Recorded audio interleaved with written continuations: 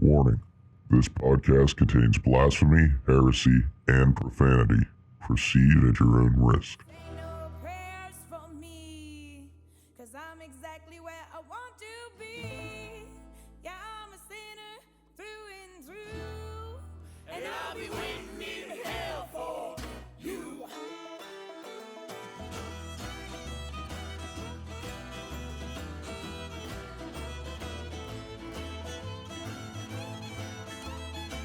Welcome to the Skeptical Satanist. Welcome back, I'm Slew. So, I just got done recording the last episode, and I was kind of debating on what this one was going to be on. And I've got other ones that I'm trying to get, I'm trying to get my content kind of, get ahead of the game a little bit on some of my content. And now that I'm not, I don't know, I'll bring up some things that come up in the news and all of that, but I'm kind of shying away from that just because of what a shit show it is anymore, trying to keep up with everything, and it was the same way the last time Trump was in office. That was whenever this whole thing started to begin with, and we were trying to keep up with news articles and stuff, and it kind of took its toll and other things. Anyway, getting to the topic, and I don't have an official title at this point. I'm bouncing around the idea of the dilemma of true morals in politics. But that's not set in stone yet, so it might change by the time this gets actually uploaded. But the discussion topic is based around, I mean, of course, we already know what a shit show the Republicans are. We know what fucking idiotic games they play. We go over that all the time. Everybody is going over that shit. And in the left, it's whatever. It's hard to even say the left because I consider myself in the left, but I'm sure as fuck not in the same left quote left unquote. This the Democrats and a lot of these diehard Democrats put themselves in. I used to be there. I used to be in kind of the liberal centrist Democrat area, and it becomes so hard to get people to understand where you're at on issues because as soon as you start trying to talk about anything going on with the party that you've been a part of for a long time, and in my case, even to the point that I helped with campaigns a few times, I had kind of gotten a little bit deeper into the politics and stuff because of the union that I was a part of, because of what we did with supporting different candidates and stuff in the DNC. I got a little bit of a close-up view of how bills are getting passed at least at a state level, and it's just about the same at the federal level. It's just, there's a House and there's a Senate, same as the federal level. And there's old white fucks in there. That are most of them are barely concerned with anything outside of just them getting reelected. And they're very dismissive, very ignorant, won't read any of the legislation in front of them, and they've already got it set in their minds how they're going to vote because they just vote down the party lines. And there's a few that aren't like that. I'd met a few people that weren't like that, but overall, that is the consensus. So that's a little bit of a primer, I guess, leading up to what I'm going to get into. So this has happened several times. This isn't just a single instance. I'm not just picking on a person that this is the first time this has ever happened, and I'm just nitpicking away about shit. This has happened several times to me from Democrats. And as soon as you start holding accountability to them, they get so upset. Anything that has to do with their party that's negative, they don't want to hear it. They don't want to talk about it. They don't want to admit it. It is the equivalent of a child plugging their ears and saying, la la la la la la la la. Like, as soon as you start saying anything that might be negative about their candidates or anything, it is, in that aspect, it is just as bad as these conservatives that do the same things. And I get so irritated at it because, yeah, okay, both parties aren't the same. Okay. There are similarities, and they do overlap in areas. There's nothing wrong with admitting that. If you can't admit to flaws in your party and in your candidates, if you can't even bring yourself to that point, then how do you ever expect to get any kind of honest candidates, anybody that's actually looking to represent you properly? How are you able to get to any logical conclusion about anything or any accurate accurate conclusion about anything if you can't admit to the faults. So this post in particular was something, and this is what gets me too, is this is something that shouldn't be it shouldn't have went down this route. Like, this happens all the time. It shouldn't be going down this route. It does every time. Because this wasn't even anything that should have been that controversial for anybody actually in the left. It shouldn't have been. Here it is. Just so you fake traitors have been told, the Antifa Manifesto is called the United States Constitution. And I believe this was a repost, and it wasn't even like a person that had, posted this thing themselves, and it wasn't even that person that reposted it that commented in this that kind of set me off.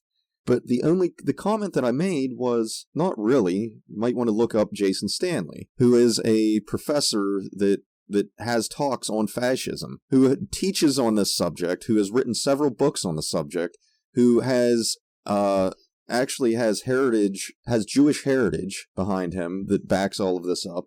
He has things, at a personal scale, at a professional level, at all the levels. So, the dude knows what he's talking about, and he gives seminars and all kinds of stuff on it. His speech is a little, he stutters around and stuff a little bit like I do. It's not perfect, and the uhs and ums like that. It's there and present. So, a lot of things like that, if you can brush that to the side, that it's just a little bit not professional in the sense of the uhs and ums and giving a speech in that sense. But he clearly knows what he's talking about. You can look up all of the stuff that he says. It's all factual. It's all backed by evidence and history and all of that. So, like I said, not really. Might want to look up Jason Stanley. Hitler based his reign off of U.S. slavery. The reason both parties appease elitism and authoritarian qualities while promoting capital over people isn't a coincidence. That shouldn't be so debatable. It shouldn't be a thing that's even, this country was formed off of, whenever it was originally formed, there was slavery here. Women were treated poorly here. There was restrictions on rights, on people having basic human rights. There were those that did and those that didn't. And there was authoritarian concepts and all of that backing it, and elitism still. The colonialism didn't just go away, it just kind of blended into it. We continued to take over land that wasn't ours. There was a lot of authoritarian concepts in there just all throughout U.S. history that you could point to. And all I can do, I can point out to a few. I don't know all of them, but from what I've read and what I've studied and what I've seen and who I've listened to that's smarter than me, I've gathered these things. And it isn't just like I'm talking out my ass. Like I said, I'm paraphrasing a lot of the shit that's been said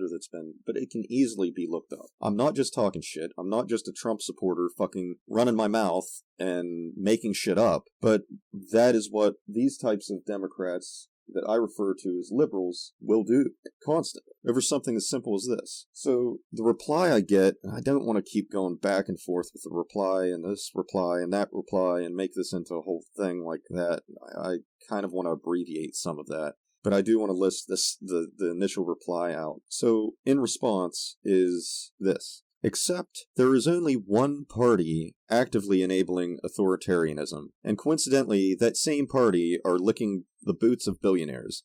That blaming both parties, but then supporting the worst offenders of your gripe doesn't fool anyone with half a brain. So here we go. They don't look at my profile on this social media. They don't look at my stances on anything. They don't look at anything I've posted. They don't look at this podcast. They don't look at anything. And they immediately jump to conclusions, start making assumptions about who I am and what I'm talking about. I'm friends with another person that is on the left that made this post.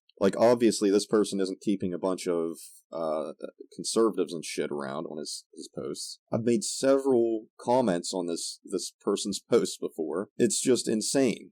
This is the conclusion you're jumping to. And my response is why would I support the worst offenders? That's ridiculous. And I go on to talk about how there isn't just one party aiding in authoritarian concepts. Christian dominionism and the Gaza ethnic cleansing, both parties participate in. Christian Zionism has been present for the past several presidents. Clinton administration in the 90s increased police force due to the LA riots. That was also when Tipper Gore went wild down the route of the satanic panic shit.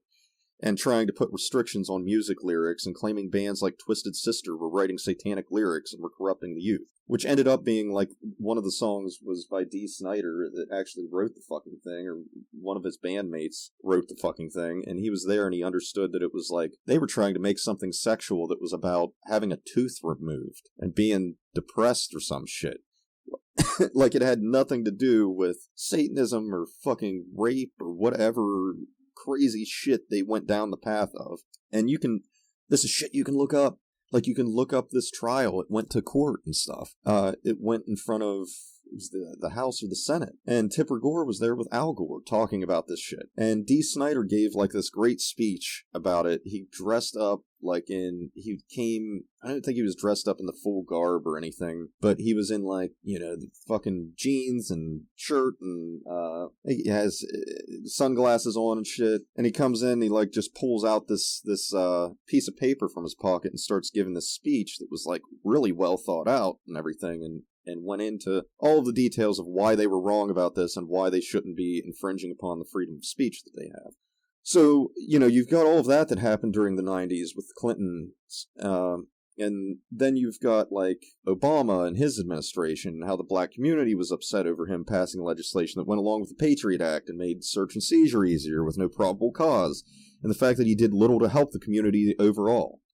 Then Biden, who ran on kids being in cages at the border and reversing Trump legislation, which he did nothing about either one of those things. And it just got swept under the rug after he got in office. And, Clinton has also, I believe he was running on the whole border scare thing back then. Illegal immigrants and stuff was a big talk between both parties, because the unions and everything, that it was being made out that they were stealing the unions' work and stuff, and screwing them over. So it was like both parties were heavily influencing politics at that time for kind of similar and reasons and also different reasons. The conservatives were leaning and have been leaning more heavily on the racist part of it, and the bigoted part of it, and Democrats, it's still bigoted, they just use a different excuse. And now it's kind of, the Democrats have changed and eased up a little bit on some of those things. It seems like they ease up a little over time on issues, a little at a time,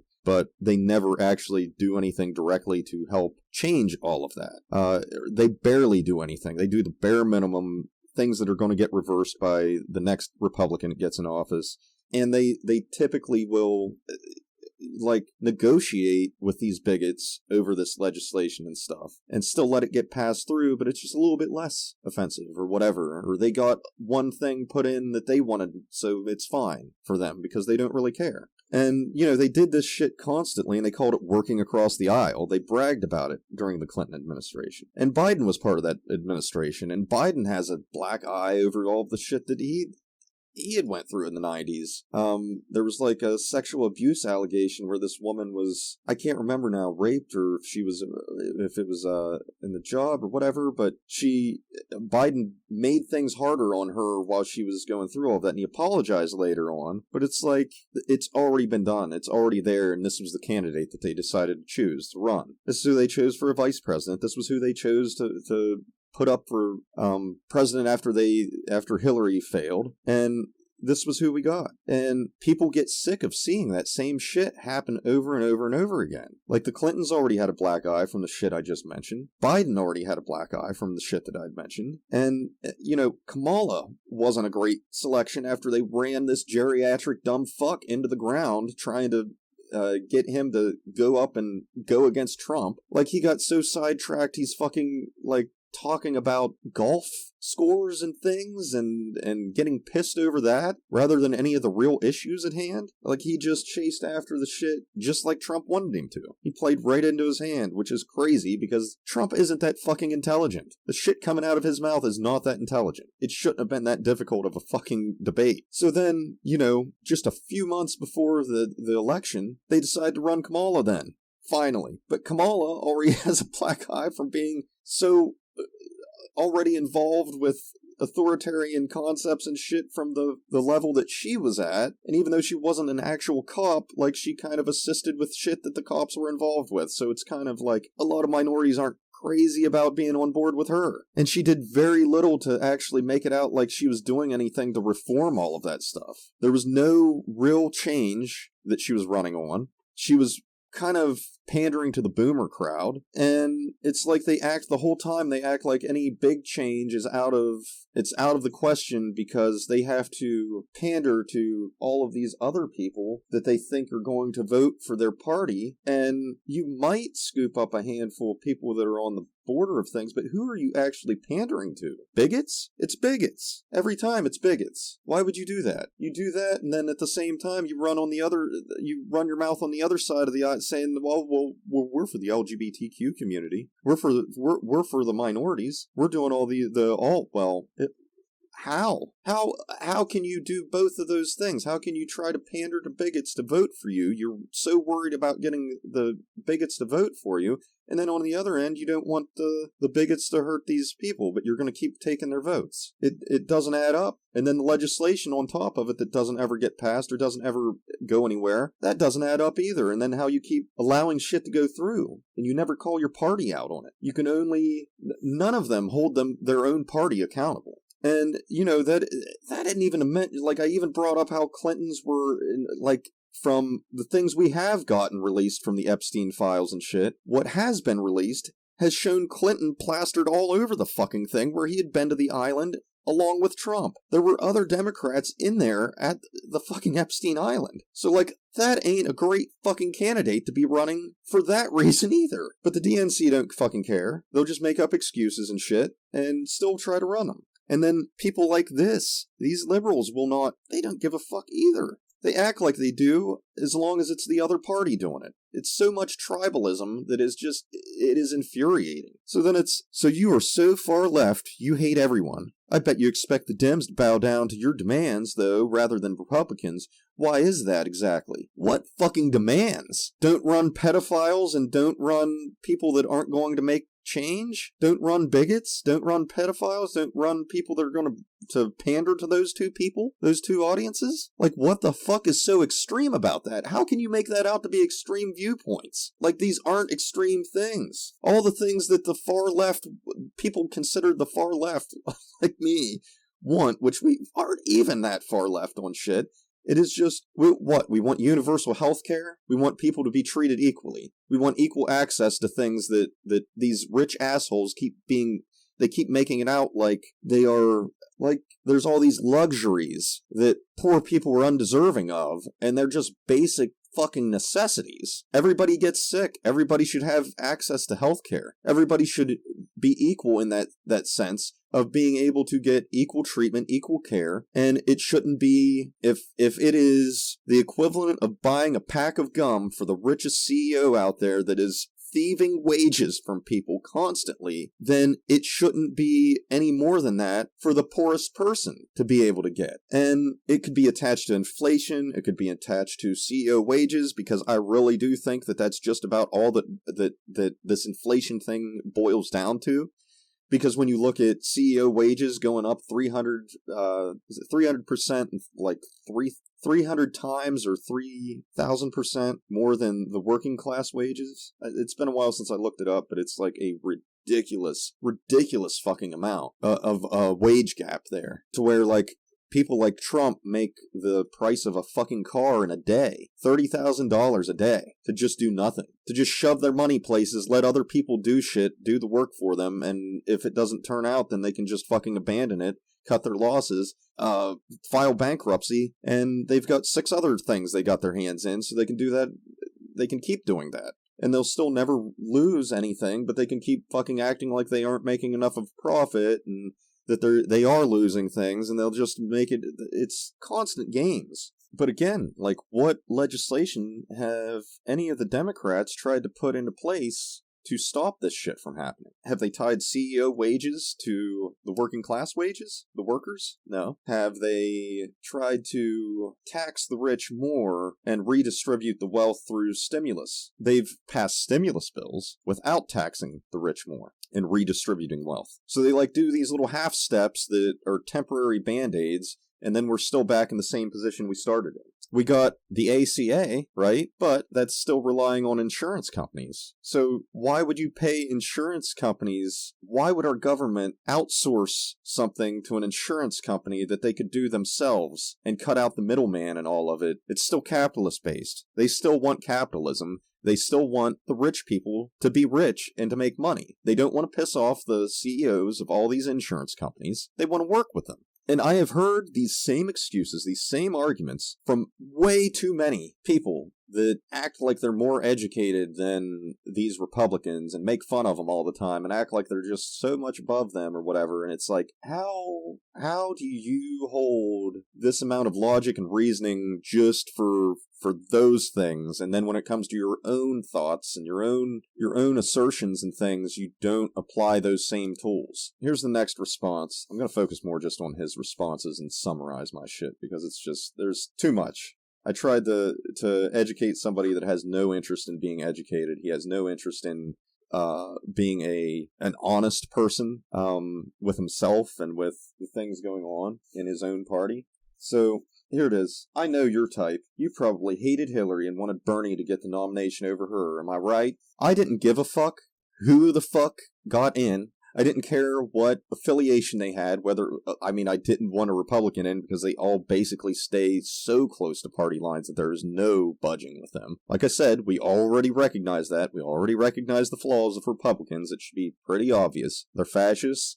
They lean heavily on authoritarianism. But, obviously I didn't want somebody like that in. But I wanted a candidate that was going to actually do what they said, and I wanted one that had stayed pretty consistent with what's morally just and what's ethically just. So yeah, I wanted somebody like that in, and Bernie had that in spades over just about any other candidate that was being elected. So sure, I wanted Bernie to get the nomination. He didn't. Okay, so what? Unfortunately, I still ended up voting for fucking Hillary, but it did no good. And then it's people like this. I already knew the next fucking argument with this, because I've heard it a million fucking times out of these idiots. And the next argument will be, which I already caught him in it, and I fucking stopped it there. But the argument will be, it won't add up. It'll be, it's this hypocritical argument of, or not hypocritical, but it contradictory argument where it contradicts itself. They will go and they will say that Bernie bros ruined the election for Hillary. But then when they go and they talk to a conservative, what is it? No, it isn't that. It's Trump, right? Whenever they start attacking Trump, then the argument changes and it becomes the popular vote. Well, the popular vote it would have gotten Hillary elected. Hillary should have been elected through the popular vote. Okay, if that's the case, then we've got a couple issues here with your epistemology, the tools you're using to gather what's right and wrong here, and what's true and what's false. Because you can't have it both ways. Either she lost because the Bernie bros split the votes and fucked it up, or it was because the Electoral College made the decision and not the popular vote. But it can't be both. That can't be both. So if it's the Electoral College, and you want to go that route, that's the issue, why aren't any of the Democrats trying to get the Electoral College abolished? And when I say that, I say any of the Democrats, I understand. Please don't come at me with the fucking, but let me pick out this one and that one and this one, because there's like 3 out of all of fucking Congress that are actually for any kind of change to any of these things or any kind of solution for these things. I get it. I know. I get those ones. I understand.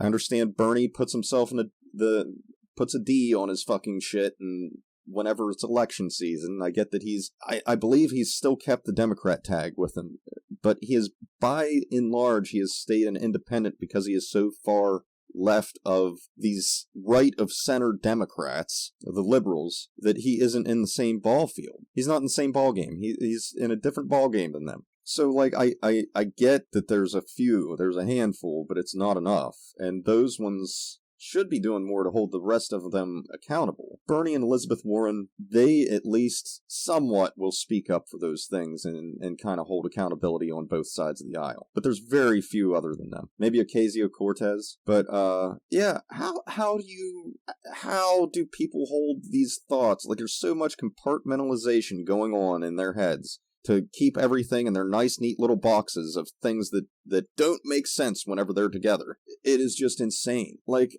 how Bernie ran a grassroots campaign. He didn't even accept money from assholes that were like, that asshole that he upped all of the prices on insulin, I believe, or was it? I think it was insulin. He had like marked it up 1,000% or something ridiculous just to make more profit. And he tried to donate money to Bernie's campaign, and Bernie denied. He rejected the money. That doesn't happen usually for any of the liberal candidates in the DNC. I don't think I've ever seen that happen. And you know, Bernie, his money was not from PAC funds and shit like Hillary's was. And that's the other sketchy thing whenever you get into it. Like, sure, Republicans are funded by a lot richer people individually, and they don't have all these PAC funds and shit, but that becomes a sticky issue of its own, because now you've got things like organizations that are like unions that I was in. People will attend these union meetings. Not all of them are educated on any of the things going on in the meetings. And they will have, like,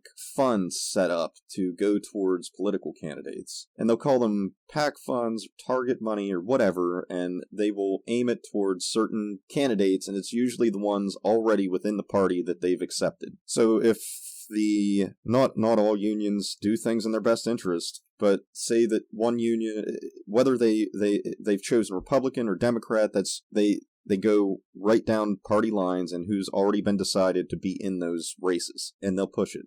So what will happen is, like, there'll be a union meeting, sure, and all these people will be there, but they've been there after a long day's work, especially with construction and the jobs that are, the union jobs that are more physical, the coal mines, things like that. They might attend these unions, and the business agents, the people in charge of conducting the meetings and everything, will bring things up for a vote. So they might go to a couple people and be like, okay, before the meeting, there's kind of a congregational setting where everybody's either drinking beer or just bullshitting at the beginning. And then during the meeting, they'll bring up these discussions and stuff. So you start out congregating and everything and say, well, one of the main people that's heading the meeting will want something passed through that they feel is going to be in the best interest of everybody. Sometimes it is, sometimes it isn't.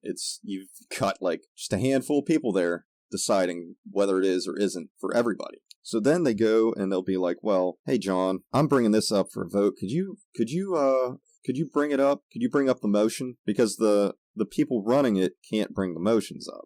And they shouldn't be able to, right? It seems too much like they're making all the decisions that way. Sure, I'll bring it up for a motion. Hey, how about you? Will you second it for us? Yeah, sure, I'll second it.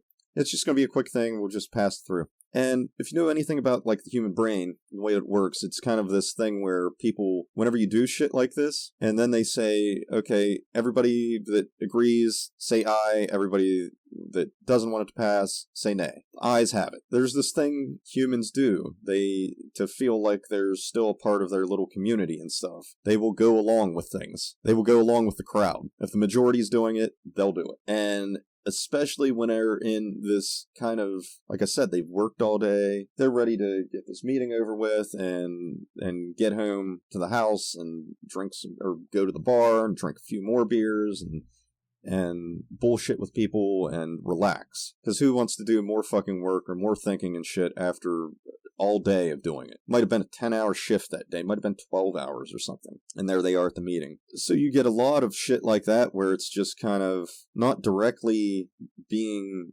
chosen by just the DNC themselves for these candidates or whatever, but they are with funding, but they are being funded the same way, only through these PAC funds. It's still kind of this sticky, kind of corrupt thing going on that's hashing out who ends up being in the presidential election to begin with. So, like, they aren't innocent in all of this. They've still pushed authoritarian concepts. They still try to push, they don't want to upset people that are all with the blue no matter who, or blue lives matter shit with the cops. They don't want to piss those people off. They want to pander to bigots. They don't want to piss off the white supremacists too much. They do all of this, like, wishy-washy shit to get elected time and time again, and then any kind of trying to call that out immediately gets rejected. You get put into the right wing, and none of your views align with the right wing. Like, none of mine align with the right wing at all. It is the most ridiculous thing to be like, oh, you just want Trump.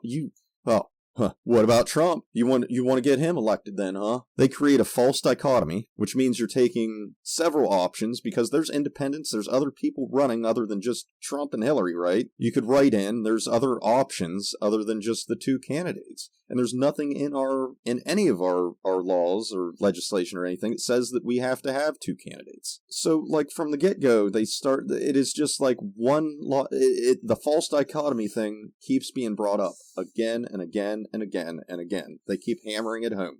Like, go back over this, and I don't know, about to end all of this, and because I know I've went on a little bit long, and I'm beating a dead horse at a certain point. But let's go back to the original reply to me. Except there's only one party actively enabling authoritarianism. That's just false completely, because I already brought up how there isn't one party doing it. They both do it. I brought up several examples. And then that blaming both parties, but then supporting the worst offenders, which I didn't support the worst offenders. So all of this is actually what they call a straw man fallacy. He's created a straw man. Unfortunately, I took it and started kind of pointing out, I didn't point out how it was a straw man fallacy, but I did point out the straw man fallacy in correcting all of the shit that he was saying. But that blaming both parties, it isn't just both parties. There's more than one party. There's the Green Party, there's independents, there's other parties. They just don't have as much money, so they don't get as much steam rolling with the actual elections and stuff and being able to get votes. But then supporting the worst offenders, which I don't do, just a lie, of your gripe, doesn't fool anyone with half a brain. And I wasn't trying to fool anybody. I was pretty straightforward with everything I just said, and I called out. Then we go on to his next thing, after I had corrected him with those things. So you are so far left, you hate everyone. So either I am this extreme left that hates everyone, or I'm this liberal person like him, and I love everybody. There's the second false dichotomy. It's got to be one or the other. It can't be that, no, I'm just pointing things out that are being ignored by the party. I'm just trying to hold everyone accountable to the same rules, that if you're going to say that the rules are this, that this is moral, that this is ethical, and then you only hold one party to it and yours you can't, they've got to be held to a different standard, which is another logical fallacy. That is called special pleading. I bet you expect the Dems to bow down to your demands, though, rather than Republicans. Another straw man. Why is that exactly? No, I expect them both to not bow down to any demands. There weren't any demands being made in any of the shit that I just said. It is both parties should be held accountable. And then this shit of, and this is the other thing, is bringing up things like purity culture. I've seen this starting to happen too. Oh, this is just purity culture. Holding somebody accountable isn't saying they should be completely pure in order to be voted on. And to think that because I'm saying that somebody should not be on a pedophile island list, or that they shouldn't be promoting authoritarian concepts that lead to things like ethnic cleansing or genocide, and supporting things like that just because of a religion, and, that Zionist views shouldn't be upheld. Like, these aren't radical things. Like, almost all of Europe has been holding people accountable over there over these very things. And they aren't making it out to be all of this nonsense. They just see it as, oh, fuck Nazis. Yeah, we aren't doing that. I mean, they had just recently, a couple months ago, got rid of somebody, I believe, that was in Parliament over them being on the Epstein list. It came out and boom, you're fired. You're out of there. No, we don't want you in our government anymore. That must be nice, Instead, what do we get? We get people like this that just keep fucking making excuses because they're so scared of the other party being able to use these things against them that they don't want to admit it, because they think that that's going to lose their elections for them, and really, ignoring all of these issues is what's losing things. People don't want to stick around for this shit. They want a candidate that's actually representing them. I'm not a pedophile. I'm not going to pedophile islands. Why would I want a candidate representing me that does? I'm not against universal health care. Again, why would I want a candidate that is? I'm not for CEOs making outrageous amounts of money off of the backs of working class people, hoarding that wealth, and then turning around and having all of this extra all of these extra raises, or I don't know how you want to look at it, but the profit margin being up ridiculous amounts and it never going back into the pockets of the people that made them that wealth, to the point of them being able to get, it's basically feudalism. And I'm not for the minimum wage staying so stagnant that it never catches up, to the point that right now, because the Democrats haven't helped to change any of this stuff, it has set the Republicans up perfectly to use those things against us. They haven't helped to improve minimum wage. So what can happen right now? With the shutdown, with the SNAP benefits being stagnant and everything, that being dead in the water, with the Senate being up in the House, it puts Trump in the perfect position to be able to throw a bone out there and be like, oh, they're fucking you over there. I'm going to raise minimum wage. Democrats haven't raised minimum wage in how long? We're going to raise it for you. We're going to do all these bigly things. It's so great. I'm doing the greatest. I'll do the greatest bigly bill of raising minimum wage ever. And then he will brag himself up, pat himself on the back. It's the same old fucking shit that he's been doing this whole time that they should have caught on to by now. That Republicans have been doing forever. It's the same games. He just does more of it at a different level. He's not worried about making friends with people and them going to their weddings and all of the shit. But it's been happening a while. But the perfect setup here is that he can raise minimum wage a couple bucks that still isn't going to catch up to what it should be. Because with all of the shit that's happened, the CEO wages raising the way that they have, inflation because of that, because they want those profits and they won't accept anything less than those profits, and it's always got to be more.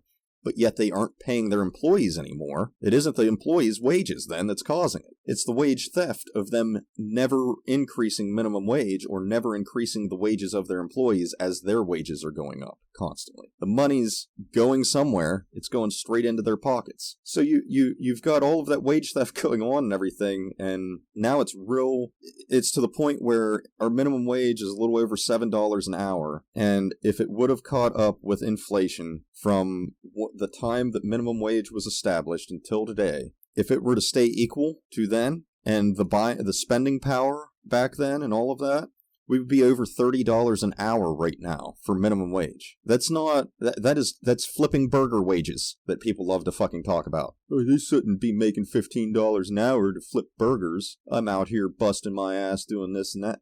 No, they shouldn't be. They should be making 30 and you should be making 60. Nobody should be living like that. Nobody should have to struggle for making bills and just basic necessities around the house. And because minimum wage has stayed like that, all of the things attached to that, all of the benefits and things like SNAP, like Medicaid, they aren't being raised to meet that either. Not enough. People below that minimum wage line, below $30 an hour, should be qualifying for all of these things, and they don't. Because Democrats and Republicans both played this fucking game of keeping those things stagnant so that their buddies made more money. That's the accountability we should be holding. That's the accountability that's held by other countries with their candidates. And this idea that, well, because I'm pointing out these flaws, that I should have the solution, the perfect solution to all of this. That's ridiculous. You can admit to things being wrong. You can also admit to not having the perfect solution, or know if there's a solution even, or know if there's a way there's got to be a better way. There's got to be a solution. But as long as we're sitting here going, well, you don't have the solution, so that there must not be a problem, so we should just ignore it. No, you've got to admit that there's a problem first. You've got to take accountability for that. And then you go to the problem-solving part, and then you figure out, well, what are some viable options here to fix all of this? And then you start pushing for legislation to do those things. You sign petitions, you do all of this, but whenever you get so many of these liberals in the party that they don't want to budge on any of that, and they won't even admit to it to even hold accountability to begin with, you're never going to get to the point of having any reasonable solutions. And you're never going to get candidates that will ever even want a solution. So that's kind of the state of things that I see, and I don't know if any of you run into this shit as well, or if I just get drawn into these things naturally somehow, but this is what I've seen with it. Maybe leave a comment, like and share, subscribe, and if you like what you're hearing and you've got the money to give to this nonsense that I'm spitting out, what the liberals seem to think that is nonsense, and Trump supportive, or whatever the fuck dumb shit that they come up with, If you hear what I'm saying, if you agree, even if you don't, I'll still take your money. If you want to give me some money, give me some money. If you got money, give me the money. If you need to take care of yourself, I understand. I need to take care of myself, my family. I get it. Do those things first. Then, if you got some money for me, send it to my Cash App. I've got a link up. I've got the QR code at the end of this video. So, yeah, I'd appreciate it. Thanks. Tune in next time.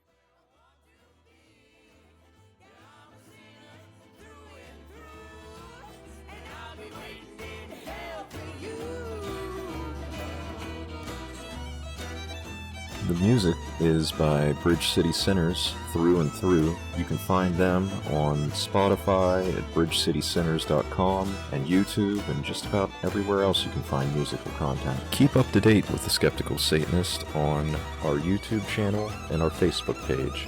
Like, subscribe, and share our content. And if you have the funds and the ability to do so, please donate to our Cash App or PayPal. Don't say no prayers for me, 'cause I'm exactly where I want to be. Yeah, I'm a sinner through and through, and I'll be waiting in hell for you. Yeah, there's a place in hell for you.